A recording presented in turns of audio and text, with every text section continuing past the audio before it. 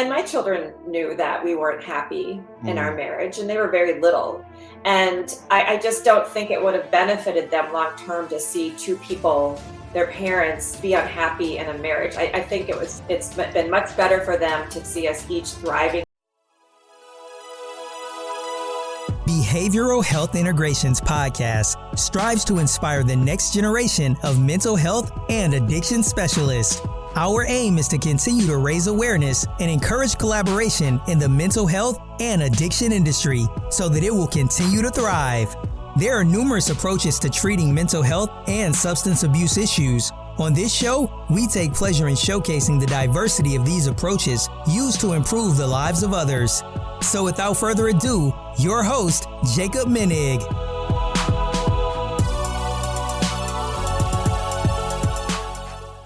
Hello, everyone, and welcome to another awesome and amazing behavioral health integration episode. Today, I have the great honor and pleasure of having Sadie on the show. Sadie, thank you so much. Hey, Jacob, that's quite the intro. I know it's It's like a dramatic, right? drama Really, series. I'm yep. feeling it. I love it. Get the blood flowing a little bit. I like it. Yeah. Well done. And by the way, everyone, Sadie is a fellow Minnesotan. I don't really have too much of them on the show, which I'm going to try to work I'm a on. St. Paul lady. Yep. Egan and St. Paul. And as we all know, again, this is the episode of dating post-divorce, and I like mixing things up a bit and whatnot. And this may be a little different than my normal episodes, but I guess difference not always bad. So Exactly. right. And I really want to take this opportunity to again introduce Sadie. And Sadie, just right off the bat, what really motivates you want to be a podcaster, and then in what particular events or what motivates you to do a podcast on divorce? Well, I was divorced about 5 years ago, and that was a decision. I've made a lot of interesting decisions in my life, but that was the biggest decision I've ever made, and it led to so much happiness, which Okay. might surprise the listener today. Mm-hmm. And we'll dig into more of that. But because I experienced such reprieve, and I kind of liken it to, you've seen the movie The Wizard of Oz, right, Jacob? Yes. Okay, you remember when Dorothy's in Kansas and it's black and white and it's gloomy and she's so depressed? Well, then she goes to Oz and everything changes for her. And that was divorce was Kansas and Oz was life after divorce. Okay. everything just looked better. Everything about my life just seemed to fall into place. I reconnected with myself in ways that I'd been missing. I'm a very creative person. And so divorce it gave me like a rebirth. And I was thinking, the first year, how nobody had told me what that first year was going to be like. I mean, it was like, when you fall in love with someone, but I was falling in love with myself and with my new life. And so it's like, oh, here's the first Christmas divorce. Oh, here's the first, everything was the first. It was exciting. And I had all this freedom, and I dated a lot. I have lots to say about dating. I talk about that on my podcast. Sadie's Divorced and Happy, one of my favorite topics. Yep. And, I just wanted others who are going through the same experience to know that it would get better and that there was so much happiness just waiting on the other side of divorce. And that's one thing I've loved about doing this podcast, and also having social media, where a lot of women follow me and they are so encouraged because they're going through it. And so they see my story and they see what my other followers are up to and listen to my guests, and they feel hopeful and excited and ready to have their own divorce party. So, well, yeah, and that's all great stuff. And again, what do you think the biggest fear is? Is it just like the unexpected? You don't know what's going to be out there, and if you do try dating, what that experience is going to be like? I mean, just speaking from my own story, I think my biggest fear, because I have a business and I work 100% commission. I've had a business for 20 years. And I think my biggest fear was just financially how I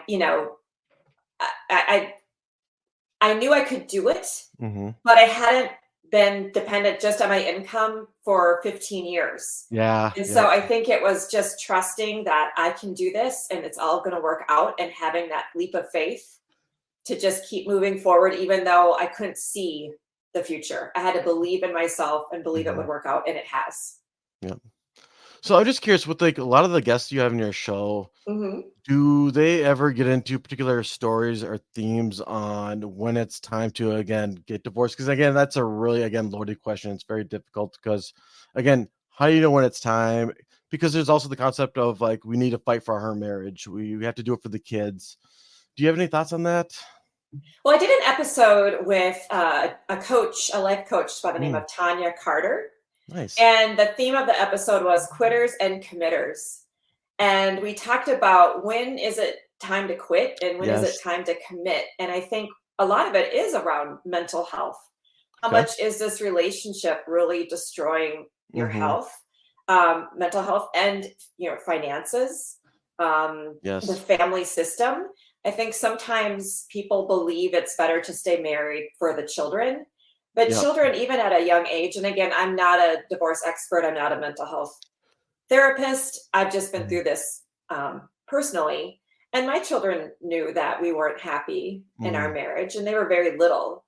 And I just don't think it would have benefited them long term to see two people, their parents, be unhappy in a marriage. I think it's been much better for them to see us each thriving in our lives, Mm-hmm.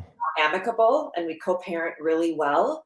And we do things as a family. We still do family activities. We have That's good. every Christmas we share together. Every birthday for my son and daughter we share together. We do Halloween together. Nice. So, we still have a family unit. It just looks different. And so even though that was a loss for them, because divorce is a loss, I mean, I'm not going to sugarcoat that today, but they now see on the other side that life for them too can be happy and that they can have two happy households. And that's much better for them, big picture, than to have a household that has a lot of stress and Mm-hmm. who aren't happy in their marriage. I think that's a great, healthy way to look at it, because just growing up too as kids, we kind of mirror relationships. And the main question we always ask is, Absolutely. what's the first relationship you saw or interacted with? Oh, mom and dad, and a heterosexual example, of course. Mhm. Right. And again, if you decide to stay in a toxic marriage, they're going to again mirror those behaviors and maybe think like, okay, that's probably what a healthy relationship looks like. But again, you could do the opposite and show them what a healthy one does look like. And sometimes a divorce may be the best option. And one thing I'm especially proud of with my life after divorce is I've elected not to have traditional monogamous relationships. And Mhm. so my kids see me being very comfortable being independent. I have a lot Mhm. of friends, I have a lot of passions, and they see, wow, mom really enjoys her life and she doesn't have to have a boyfriend to be happy. She doesn't have to Yeah. have a traditional relationship. Certainly I date and I've had plenty of relationships, but just not a traditional monogamous one. And so for me, I feel like that's been giving them, another way to look at how you can have a happy life, because I think we have so much pressure. I mean, there's so Yes. much pressure to find a relationship. If you go on social media, it's just constant, constant, constant.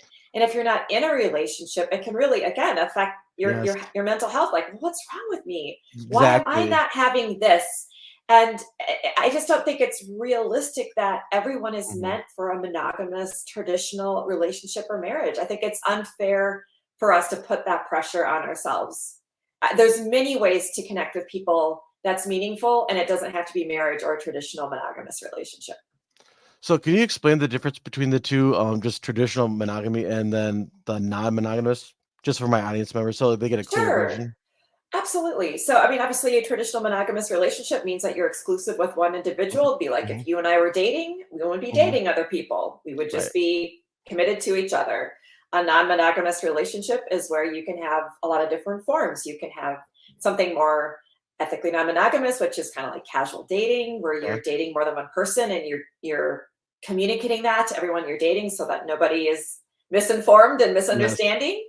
Another alternative that I've definitely explored since my divorce is polyamory, and that Okay. that is really customized. And I won't even get into that tonight, but it's Yep. more focusing on you are committed in relationship, but it's not just with one person. So, say you Yes. and I were in a polyamorous relationship. Well, then you could also have another girlfriend, Right. or if you were, you know, bisexual, I maybe say, you have a yep, yep. boyfriend, so there's, or you could date a couple, or I mean there's just more There's to have committed relationships, but again, they're not monogamous. And then that's there's, I've interviewed people who have open relationships where maybe they're married or they live together yes. and they're the primary.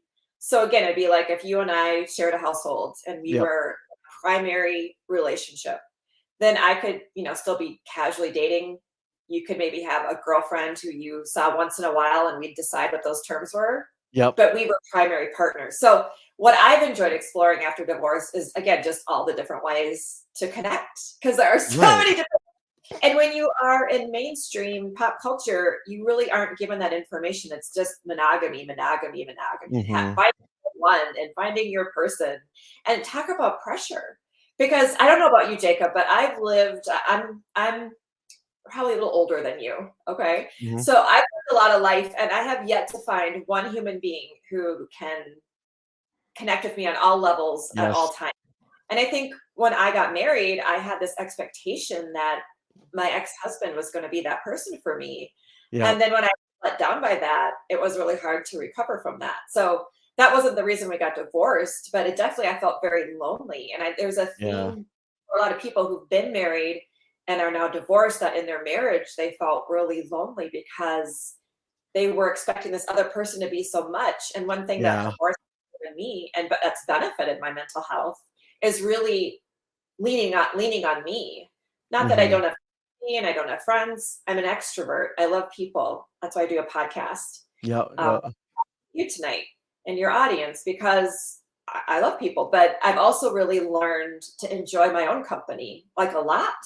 And Yes. that's been a great benefit of divorce that I never would have received if I had stayed married. So Mhm. I have lots Yeah. of have positive things to say about divorce. No, it's interesting because, like, even me at 37, again, I've never been married or whatever, and I'm Mhm. single now. But yeah, and again, I'm not saying I'm afraid or worried or anything, but I still have that mentality of like someday I'll find someone, it'll be magical, I'll love her for the rest of my life. And you And might love her for the rest of your life, but she's just a person. I right, mean, we expect so much from a partner that I don't think it's really fair. Because I don't exactly. want that pressure. I think one thing about monogamy that kind of terrifies me, just being completely vulnerable on your show, that has probably led me to not pursue it, is I don't really want the pressure of having to be all these things for one person and Yeah. then having them feel disappointed when I'm not. So, yeah, I think we need to really look at relationships differently. Isn't that kind of known as like the honeymoon phase too? Sometimes like in dating where the first 2 months are just Like match 3 made or months, right, yeah, and after yeah, the 3 months it's really when you get to know that person after 3 months of dating, because they stop yep. presenting what they think you want them, or who you want them to be, right. I just had Yes. a guest, he's hilarious, his name is Jay Bliss, he's a comedian. We did Yep. this funny episode called "The Stupid Shit You Do After Divorce," anyway, and he was talking Yeah, yeah. about the presenter, and we all do that. We all wanna impress someone, we all wanna be on our Yep. best behavior, and then finally we become a full person 3-4 months into a relationship, and it's like, "Wait a minute." Who are you? Exactly. So so I gotta ask you, so right when you got divorced Mhm. and you decided, okay, I'm gonna start dating, did you always know you were gonna have that particular style of like non-monogamy right away and you're gonna dip your toes in that? Or what was your first style like or approach? Well, what is this episode rated? Eh, as much as bad as you want, right? Like, there's Because no one thing go, I just learned go. after my Swearing, I don't divorce. care. I Okay, don't okay, care. okay. One thing I learned after my divorce, and I was in my 40s. Yeah. I just turned 50 in February, but I Yeah. was 45, 46 when I got divorced. And women in their 40s go through what's called, it's legit. This is The legit. sex drive is yeah. And you have a sexual surge. I had so Yes. many sexperts on my podcast talking about the sexual Yes. surge.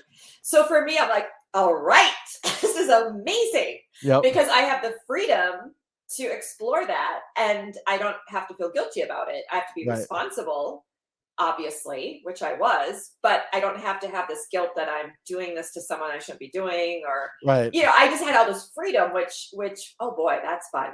So I And had a great I time. wanna And I think add because I wanted to explore and I enjoyed that freedom, I didn't choose to be yes. monogamous. I chose to be very, very ethically non-monogamous. Well, and this it's not the same to all marriages too, but typically when there's like a divorce, the couple doesn't have sex. Like there's obviously issues for a while.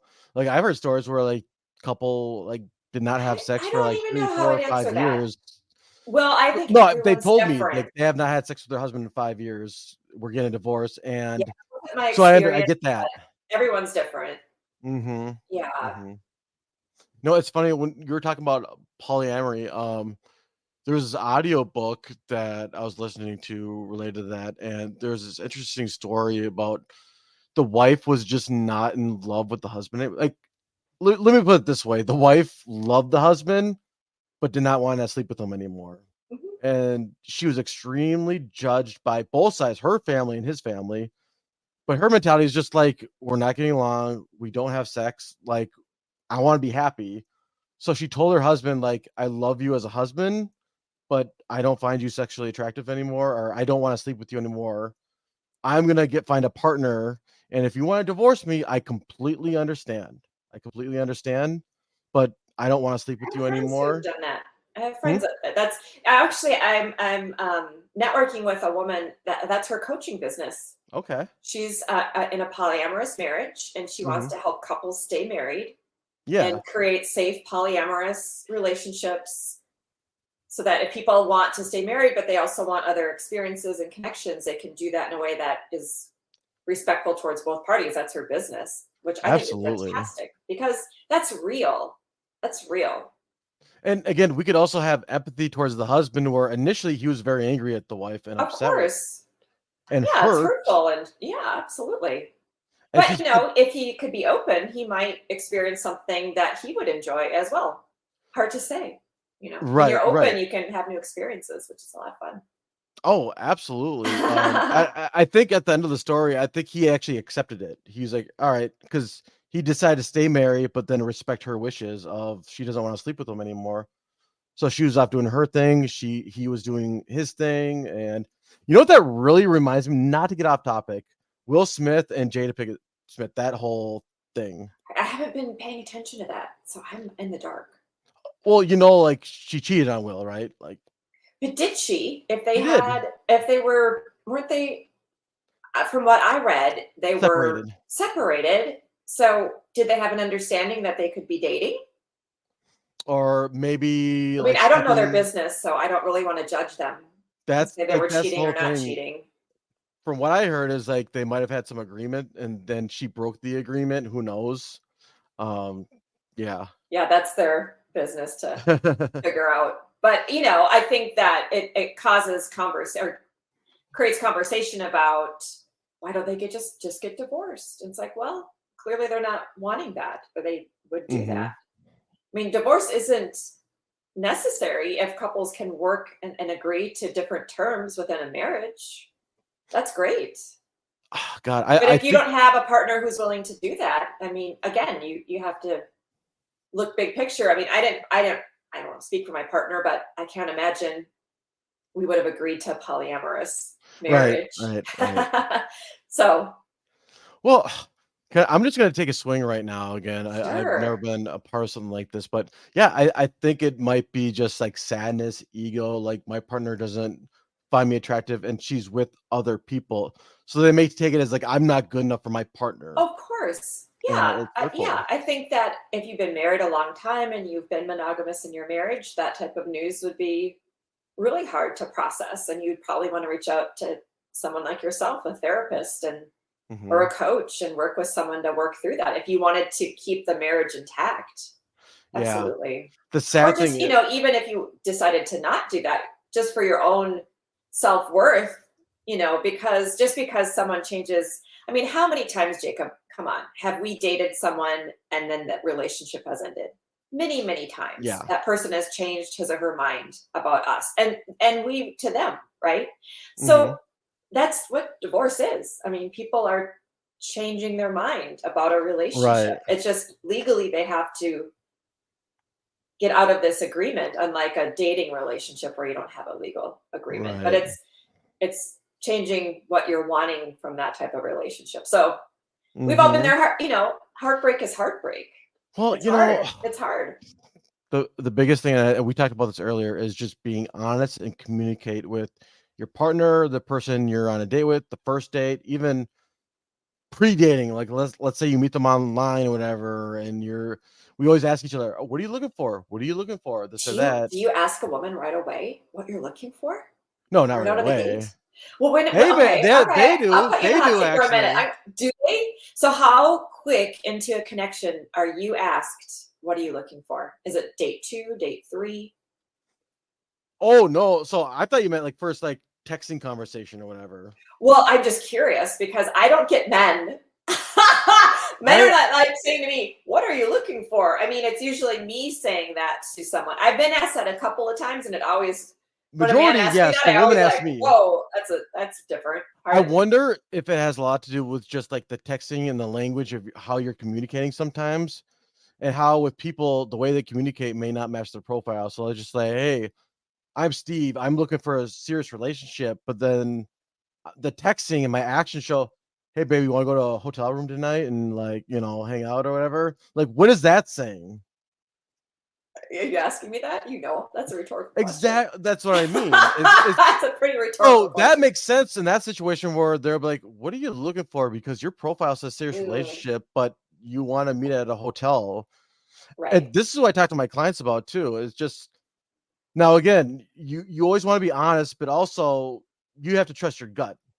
What are the words saying to you? Like, so if you really do want a serious relationship, let's say after your divorce or whatnot, and you want to commit to somebody, they verbally say it, okay, but again, what do their actions say? Mhm. And a lot of it's sad, but sometimes people will sleep with each other based on someone's words and they feel hurt. Well, it's just like you need to judge their actions. Me I going to agree. a I mean, that's hotel, one thing I think we all learn when we start dating again, is it really doesn't matter what people say. Not like again, really. like hypothetically, It like just really Sadie, like matters what they uh, do. let's say I we're agree. dating, whatever. You want a serious relationship. I say I do on my profile, but you notice like I start like talking to you kind of sleazy, texting you kind of dirty stuff right away, and then I ask you to come home, Netflix and chill, whatever. Like there should be like your gut should just say run away or be like, okay, I'm out of here. Like I'm not gonna like meet you at your place the first time we hang out.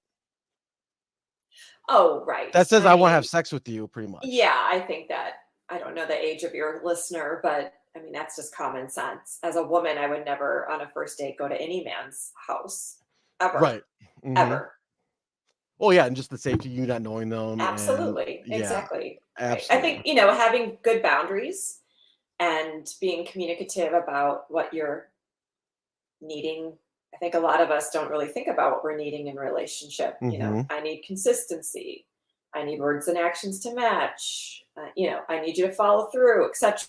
I mean, and if someone's not doing that, one thing I've learned through living and dating in midlife is Yeah. then it's on me. If someone is consistently not showing up in a way that I want him to, that's on Mm-hmm. me then if I continue to invest into that person. And I have, because I liked an individual or two, and I wasn't ready to not have that connection. But then it's like, okay, again, mental health. This is really not bettering my life. So who am I Yeah. going to choose? I'm going to choose me. And you know what's really cool? I think we're getting into the red flags. And again, as we talked about the two styles of dating, like monogamy and non-monogamy, there's red flags. As human Right. beings, We've it just doesn't talked matter. about a We have. couple: inconsistency, words and actions not matching. Do Those you are big feel? red flags for me. I don't mean to put you on the spot, but do you feel comfortable talking about your first red flags and this experience of dating and You mean what to be aware of, and maybe if you've yeah, experienced any of this? I think, like I just said, words and actions not matching, Okay, inconsistency. I think if someone, is stringing you along, so hot and cold, are you familiar with that, Jacob? sure. So someone's really all in, and they're talking to you a lot, and they're hitting you up all the time, and then they just disappear. Ghosting. But they come back. What's the And time it's, frame though? What's the time well, frame? like within a week. Okay, I guess that's not quite ghosting yet. Not quite ghosting, but they're, like they're really hot, and then for a week they're gone, and then they come back. They're It's called probably dating other people. They're probably Well, hooking of up with other course. women. Well, of course they are. And Yeah. women are dating other men. I mean, we have to just accept that when we're not committed in a relationship, that people are dating other people, unless they're saying otherwise. If someone really likes you, he or she's going to say, I want to date you exclusively. I really like you. They're going to, that's going to happen unless you just agree that you're going to be non-monogamous. But my point is, another red flag is intermittent reinforcement, which is something that I know for me is really. What is that? What is that? It's like, it's that hot and cold. It's like, Okay. it's like like, let's think of a child. So a child is getting a lot of reinforcement for being good, and then the parent goes Mm. away, and so the child, Oh the yeah. child doesn't really know what's happening and gets anxious. Yep. And then the parent comes back, and then the child feels reassured, Yep. and then everything's fine. And then the parent, so it's that reinforcement that's not consistent. It's inconsistent, but it's very addicting. So it's Well, something to be very careful with. If someone, that's why if someone with me now at this stage in the game, if someone's really, I just had this happen to me actually. yeah. This was just really hitting me up and sending me pictures and this and that. And I had really good boundaries with him. Like what? Like regular pictures? Oh yeah, just yeah, like here's what I'm wearing today. Totally appropriate pictures. Nothing Okay. about his pictures were inappropriate. But he was, and I'm like, oh, this guy is just, he is on the hunt. He's a Okay. hunter. And he thinks he's gonna win me and I'm the prize. And I had really good boundaries. And I was like, look, if we're not gonna video chat, I don't want to keep engaging with you. Because Okay, you want to be up. I'm just gonna text you for weeks and weeks and weeks without video chatting with you and seeing what you're all about. You And know what then he disappeared. So to me, it's like, oh yeah, he wasn't really seriously like the interested boundaries. in me. He just liked the hunt. He just liked the chase. That's what he wants. Or he just wants easy pickings. Who knows? But that's not a fit for me. Right. Exactly. Yeah. Exactly. Yep. Or he's trying to show a quick portray of you. Well, and again, another thing, like there's a reason why guys go to sex right away if they just want to hook up with women, because it works to an extent. Unfortunately, it's sad, but it's just like they'll say whatever just to hook up. And as men, we can be extremely what's the word? Persistent. And Especially when it comes also down I to think there, like, some people just want casual connection. I mean, some women just are in that stage where maybe they want that too. And if both parties want that, that's fine. There's nothing wrong with that if both parties want that. So again, I think it's really important to know, what do you want from dating? And for a Mhm. long time, I didn't want deeper connection. I wanted to have fun. I wanted to meet lots of people. I wanted to have a lot of different experiences. And that's about it. And that's what I did for about 3 years. And then slowly that just didn't interest me as much. And I wanted Okay. more intimacy because I was becoming more emotionally available, as they say. When you Okay. go through a divorce, you're pretty guarded, Jacob. You're not like Yes. desperate to be vulnerable with another human right away. Mhm. You're protecting yourself because you've been through something really hard. It's pretty common for people who've just been through a divorce. Again, nothing wrong with that. Just be aware. You know what? So for me, it's like, yeah, I'm not ready for this. I'm in this lane. And now 5 years out, yeah, I'm wanting deeper connection. I don't necessarily need monogamy, but I definitely want and need deeper connection. Yeah, I was just thinking, and it kind of goes to this topic too. Like, you're making the commitment to again, like start dating and whatnot, but this could go into red flags where it's just like she's married or she's not married. Like the separation thing, and you're dating someone, but they're still married, or a lot of Oh, yeah, scenarios. I don't recommend anybody date anybody who's not legally divorced, but that's just my opinion. Yes, right, right. Because they're still attached to that process. They're still wrapped up in that process, and it is a process. It's an Or there's exhausting process. situations where they're still living in the same house together, but Yeah, they're in it's the just process of getting messy. It's divorced. emotionally messy. It's legally messy. Unless you just really, again, want a casual connection. I've been through a divorce. I don't want to date someone, even casually, Jacob, who's going through a divorce. Okay. It's messy. That's my Yep. opinion. It's the ink needs to be on the paper, right? For me, and like Yeah. months, I if someone tells me he's just gone through a divorce, I think, wow, have fun, date everyone, go for it, but I don't want to be part of it. you know Although one of the again, I'm not judging this woman, but like one of the worst situations was like they were still married and they're still sleeping in the same bed together, but the wife was on dating apps. Even her yeah, and Facebook page said still married. that's their business, and I don't need to judge it either, but I just know, for me, I wouldn't choose to date that person. For me, that wouldn't I'll be say for me. I'll say this right now, Like like for any individual, a clear ending to the marriage. if I were to say to any individual in that situation, well, no, only due to just like there's an increased chance of getting into the crossfires. You don't know what the husband's still thinking. Is the husband still in love with the wife? Is the wife's mixed feelings towards the husband? She's obviously dating. Like that is To grenade me, field. again, it's messy. It's so messy. Even if you want to get laid, even if you want to get laid so badly, it's not worth it, in my opinion. I think, yeah. I think you have other options. I'm not perfect. I'm not saying I'm perfect or anything like that. I think you got other options. And, that person, I support you with your journey, but I'll be your friend from a distance, but I don't want to be too involved. That is just, oh my God, so messy. Yeah, I mean, if it's my good friend, obviously I'd be involved with their divorce process, but I don't want to date anybody who's going through a divorce. I'm going to pass. It's a hard pass for me. I'm curious, like, have you ever been in a situation too? So you're maybe on the first date, second day, whatever, and like this man, let's just say, fell in love with you or whatnot. On the second date, wow. Or he's like connected with you, and he wants to be mutual, but you're not monogamy. Like you'd have to have the tough conversation with them, right? It's like, well, no, I'm pretty dating. upfront. I'm upfront about all of that from the get-go. I don't think anyone should date me and not know that I'm more non-monogamous. Okay, but have you ever had a man say yes? Okay, they're okay with that, but then as time goes on, they're not okay with that, and they lied. In the sense, they lied to you. That's not been a common experience for me. Men are actually pretty excited when I tell them I'm ethically non-monogamous. They feel like they've won the lottery. They're excited that you're with other men, right? Because that lets them off the hook because they know that I'm not going to want commitment from them. Okay. So unless someone falls in love with that other person big time, I usually, people who are looking for ethical non-monogamy aren't typically looking for like really committed love type of thing. That's why for me now, like I'm leaning more towards like a polyamorous situation or something monogamish. You've heard like of monogamish currently right now?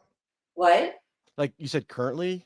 Yeah, like at this stage in my life, I'm wanting more connection. So if someone wanted to be more monogamish with me, where we would again kind of be primary partners, but there would be some latitude to explore a little bit outside of the relationship, or if like being solely polyamorous means that I live alone, but I maybe have two people I'm dating in more of a committed situation.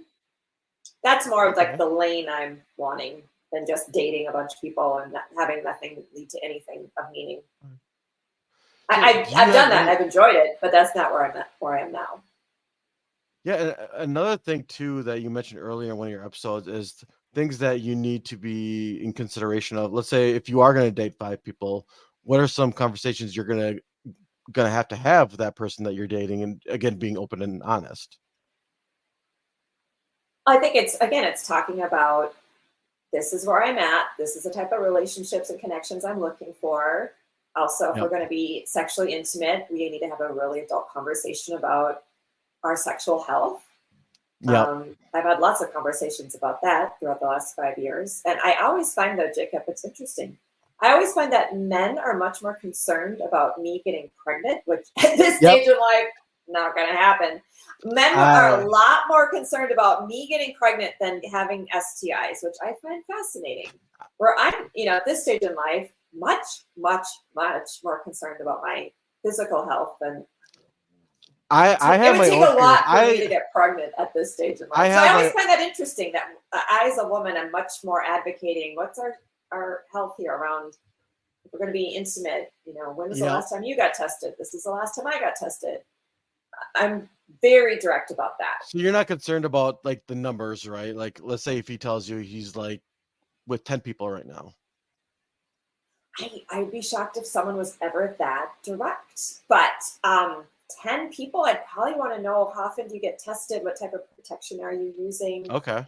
Are you having really honest conversations with these other partners? If he wasn't, I probably might reconsider.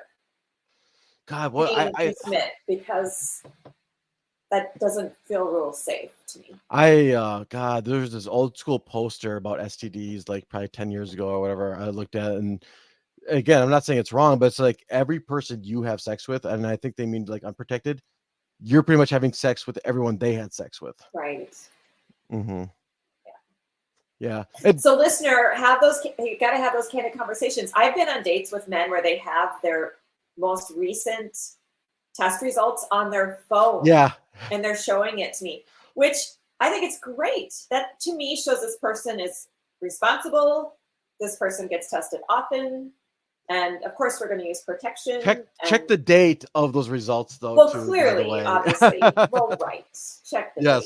Yes. Right. But yeah, I mean, everybody has to do, again, you have to do what feels good and safe for you. I'm not advocating casual sex to anybody who's... God, even if you're in a serious monogamic relationship too, that conversation is going to eventually come up. Like, you know, you're really into each other, you're about to have sex. Like, that is a important question. Come up no matter what type of relationship you're having with that person. I get irritated. It's their health. I don't know if this is sexist on my part, but when I'm with a woman, whatever, I get irritated if I'm more concerned than she is about, like you said, pregnancy, STI, like whatever. You know what I mean? Because I'm just like a very cautious kind of individual, like no matter what. And I feel like I want someone who's like on a similar page with me.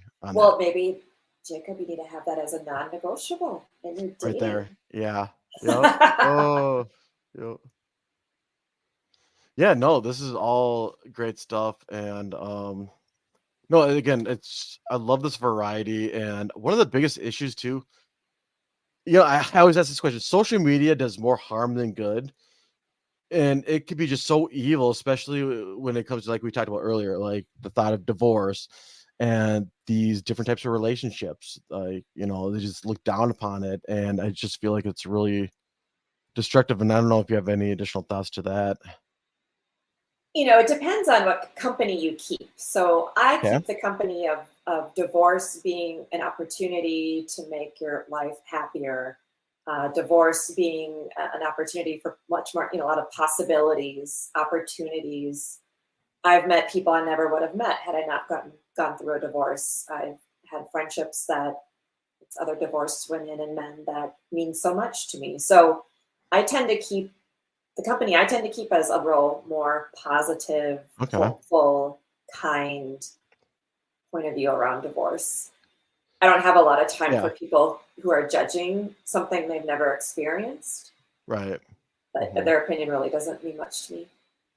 You know, and I remember too, you had a guest on, I think it was a coach who had a really interesting mindset towards dating, where I think she said something along the lines of like, you should always go on at least 2 dates with someone. Right. Yes, that was an episode I did on the truth about casual dating. Yes. Great episode, by the way. Yeah, she did a great job. Jade is her name.